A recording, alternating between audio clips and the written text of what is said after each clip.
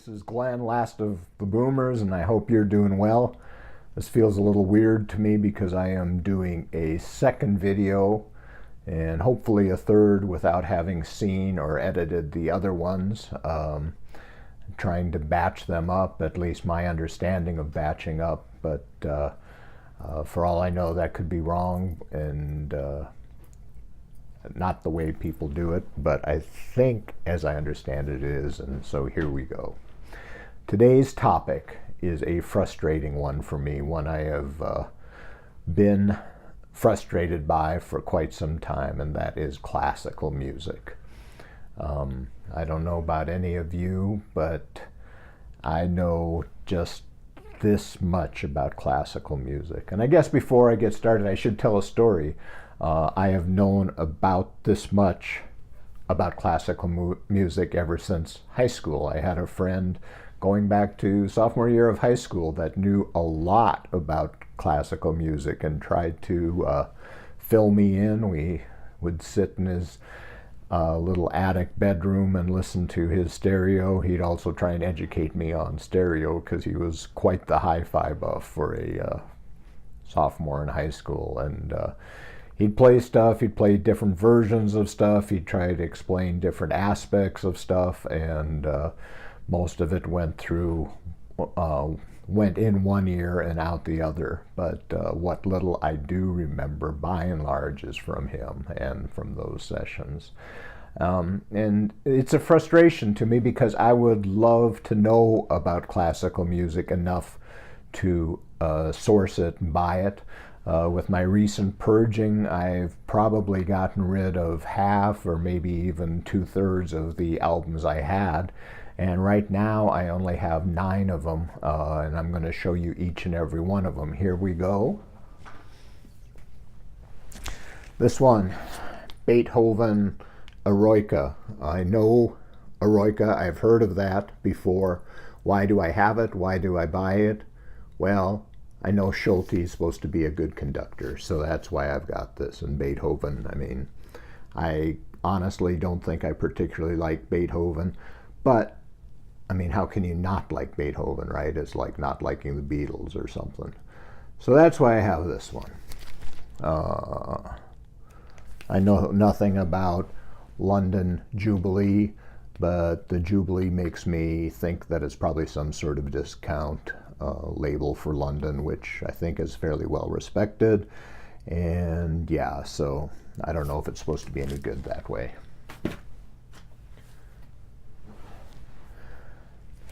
Vladimir Horowitz, new recordings, Chopin.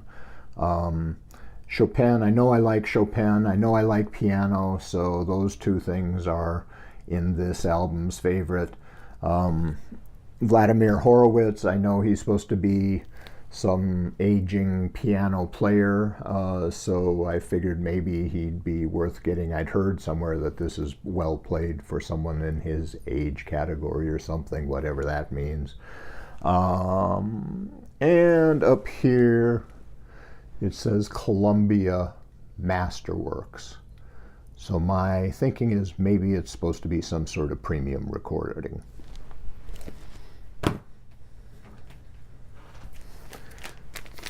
Again, more Chopin piano type stuff and Deutsche Grammophon. Even going back to my mom, she said that was a famous, good label and stuff. Of course, anything German was good to my mom. And so, yeah, Chopin, piano, Deutsche Grammophon. That's why I've got that. Beethoven.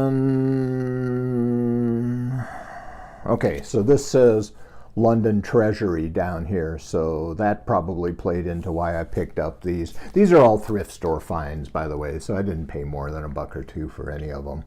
It's not like I had a big investment in it. Beethoven again. Ninth Symphony, I know, is a big deal. I don't know if Symphony Chorale comes, number 9 Chorale comes out of the Symphony or what. Leopold Stokowski, I know I've heard that name. London Symphony, I think maybe I've heard of that as far as being something good. I have no idea. I don't know. Helen Waits, maybe she's related to Tom Waits. I kind of doubt it, but stranger things have happened, right?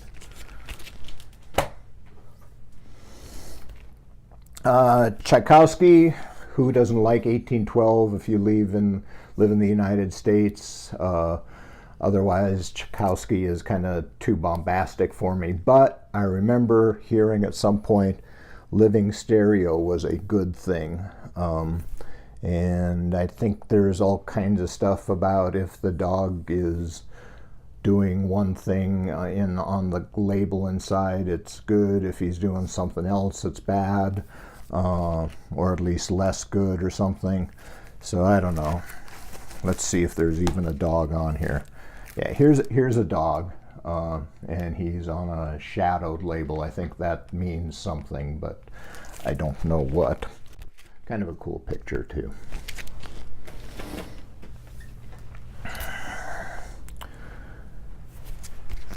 Vivaldi, Four Seasons. Four Seasons is a piece of classical music that I know, that I like. So that is the primary reason I bought this one. I think I hesitated because Vox sounds to me again like one of those cheapy labels. So I don't know.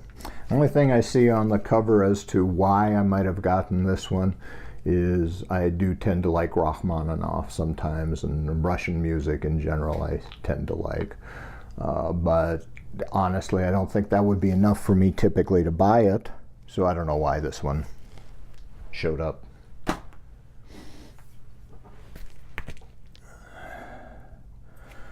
More Tchaikovsky, Nutcracker Suite. I don't know, maybe it was Christmas time when I bought this. I hate Nutcracker Suite. Only time I really can tolerate it is around Christmas time, and then I don't even like it. Leonard Bernstein, I know he's famous. I think he's not well respected if you're a snob. Peter and the Wolf is something, right? Is that a ballet? I don't know. And there you go. That's what I know about this one. This is a weird one. I think I vaguely remember liking Liszt. I have no idea who this Richter guy is. I don't know anything about these concertos.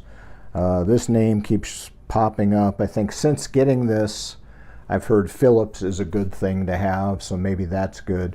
This up here probably impacted my buying it, that it's on 35 millimeter, but I honestly have no idea what that means, other than I think I read a little bit on the back that the nature of the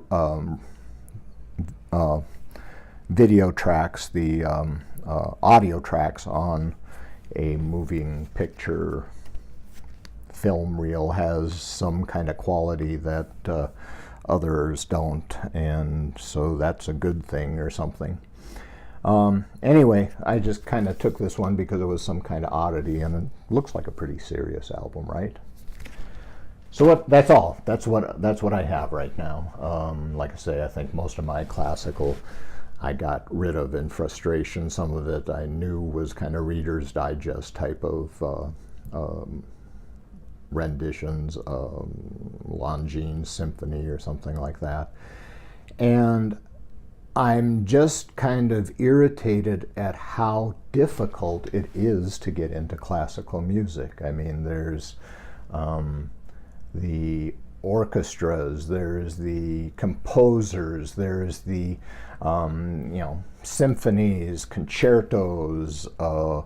There's some wrestler, Goldberg, that did a bunch of variations of Bach stuff. There's fugues, there's war requiems, there's sonatas. Did I say that already? Then there's opuses, which I know opus as a penguin, right? I don't know what else he's all about. Anyway, there's all the stuff, and then there's the label stuff. There's good classical labels, bad classical labels, and on and on and on and on. You see the albums in every thrift store you go to, and you can go to very hoity-toity sites. I tried to educate myself by subscribing to something called Gramify at one point in time, and kind of a classical equivalent of Spotify. It's back now on Spotify, but since Spotify is compressed files and I don't like it, I'm not a member of Spotify. So anyway, but I was hoping they would educate me, but they really don't do much of what I think of as classical, all the old stuff. They're doing stuff with new composers that I suppose are very good, and maybe I should educate myself and will educate myself on them at some point in time, but right now it was like opening up another can of worms. So that really did me very little good. And so yesterday, I'm downstairs, I'm listening to Glenn Gould, because I know I like Glenn Gould as a piano player, and he's playing some of those Goldberg variations,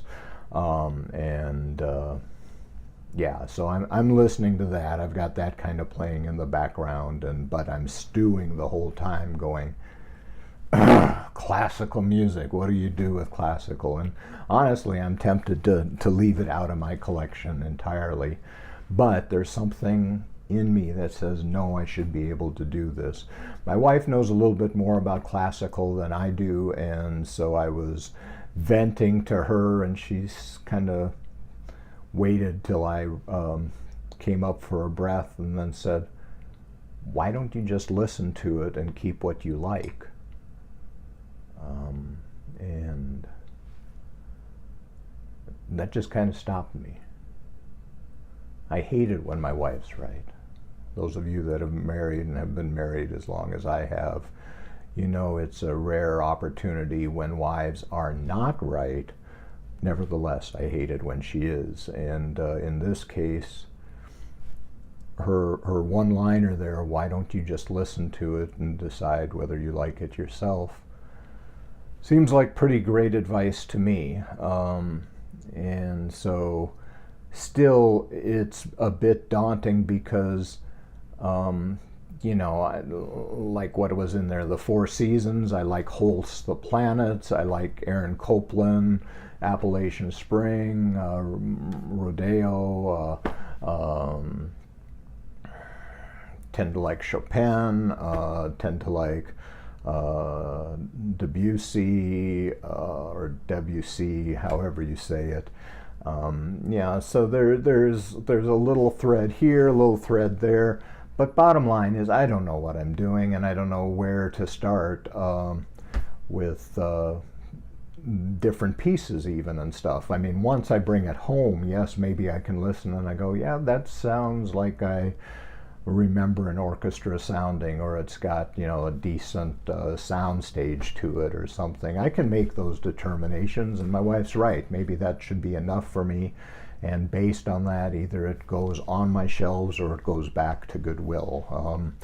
So maybe that's what I need to start doing. But at some point, I just feel like there should be a way that you can get into it and know what you're looking at, what you're talking about, what you're listening to. Poetry on Plastic hasn't been around for a while, but I think I've said before, I watched his hour-and-a-half